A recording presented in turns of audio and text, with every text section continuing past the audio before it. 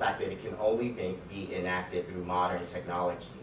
Midway through the video, as the group does a number of Congolese-influenced dances that became popular in the early 2000s in South Africa, the beat of Majika is interrupted with the beat of the group's previous hit, Lotto.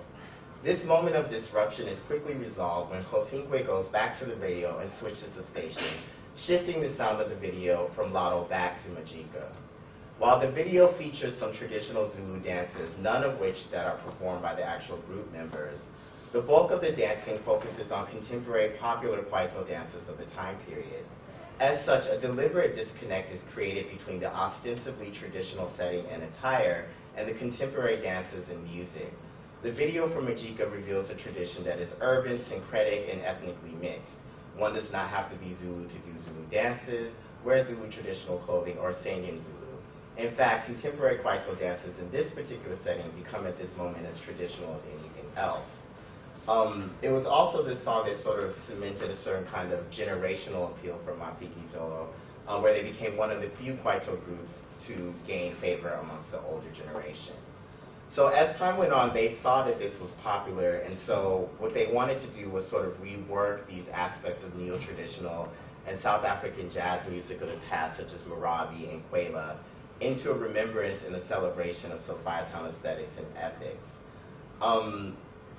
Subsequently, they then sort of incorporated the style, and so the success of Majika and the mining of history and tradition spurred Mafiki Zolo to explore further this style of mixed Kwaito, which incorporated additional musical elements from the past. Significantly, the revival of Sophia Town was as much about a marketing phenomenon as it was a political one, and these two aspects of ensuring the remembrance of Sophia Town in public discourse are not disconnected. This doesn't mean that the remembrance of Sophia Town can be easily reduced to commercial manipulation. However, it does speak to the ability of marketers to recognize the affective power that Sophia Town holds over the consciousness of post-apartheid South Africa. The desire to think about Sophia Town in relationship to their music and image was not then simply a commercial one. The lead singer in Mflanzwa Mafu explains, quote, she says, after we recorded the album, we sat down and were trying to figure out what the theme was going to be, and we decided on a 50s theme. It was influenced by the first track of our album, which is called Marabi. Marabi was basically the music of the 50s in South Africa during Sophia Town, and we wanted to go back into our history and celebrate the 50s artists and 50s music by bringing it back to today. People are not necessarily knowledgeable about the music, what kinds of image they had, the style of clothing, the style of music. We believe that the 50s musicians contributed a lot to South African musical heritage. So we sat down and came up with this tribute to the 50s period. You can see this on the cover of the album that we are on in our 50s outfits. And so I want to show you that cover, which is here. Oops, sorry, I need to switch back to the computer.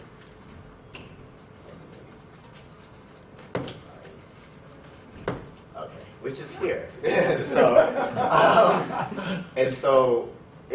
So they're kind of in front of, you know, what is supposed to be kind of some sort of replica Sophia Town shack. And unfortunately, it's a little dark, but I hope you can kind of see what they were wearing. So I want to play, you know, one of their music videos where they sort of take the Sophia Town theme into their music so that you can sort of hear it. And so I'm going to switch. First, I want to show you some images from their latest album so you can sort of see how they've, hopefully this works, how they sort of taken and played with the 50s theme. I'm hoping I can move. I don't have to go back and forth. It looks like I'm going to have to go back and forth. So this was from their latest album, Six Maboni, and you see the kind of style of dress for the male member of the group. And let me see if I can get some of the sort of 50s glamour. This was from the cover of the CD. And this was actually in front of an old theater in Soweto. It was sort of the only theater in Soweto. You see the car. The car is actually known as the Six Maboni. So that's what the basis of it was, and it was kind of like a highly desirable car to have back in the 50s during Sophia Town. Okay, but I think in the interest of the music and not the images, I'm going to switch back. And I also want to leave time for questions. Okay. So, when possible, the music videos for Mafiki Zolo sort of reflect the 50s theme. Marabi was a song from the perspective of a mother warning her child about the dangers of Johannesburg, and it saw Mafu dressed in 1950s inspired clothing, flanked by Mandingone and Kotingwe in suspenders, ties, and fedoras. So I want to show, I guess there's a couple things. There's some things happening in sound, and then there's some things happening with visuality, and I want to be able to show you both of them. So I think first, I'm going to show which video.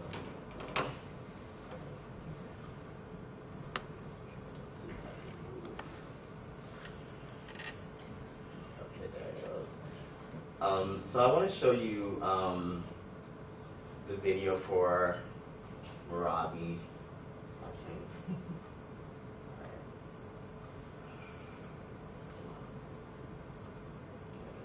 Unmute.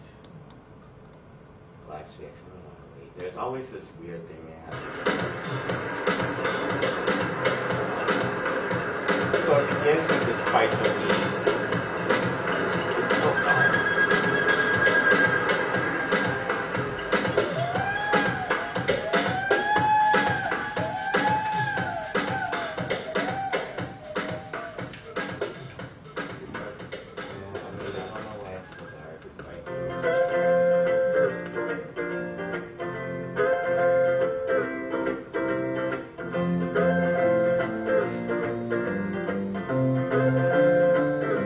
Wearing one of the t-shirts with the drum replica.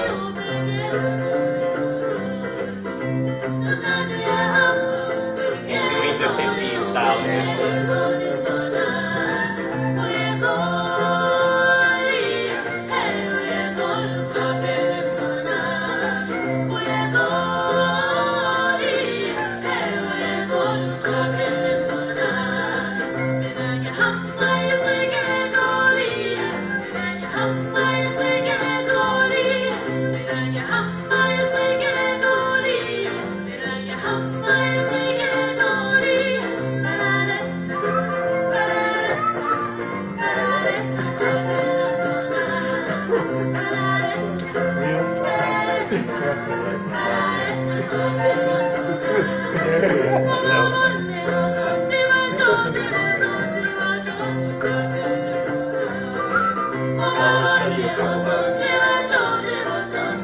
Other examples.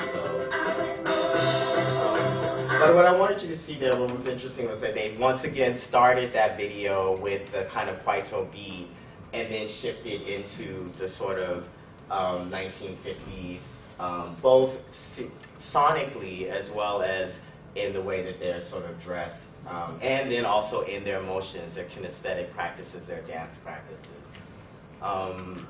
A couple of other examples, and then I do want to leave some time for questions. So I'm going to show the video for, I'll go Google Tandayo. And in the video, in Marabi, she says, she keeps saying over and over again, Kapele Goli, which basically is like, be careful about, you know, what you're going to encounter when you're in Igoli. And Google Tandayo is a saying in Zulu that means you're only as old as you feel.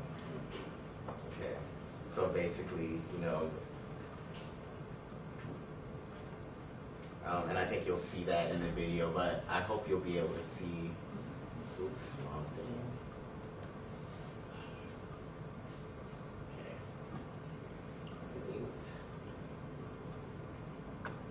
There's like this introduction that I don't.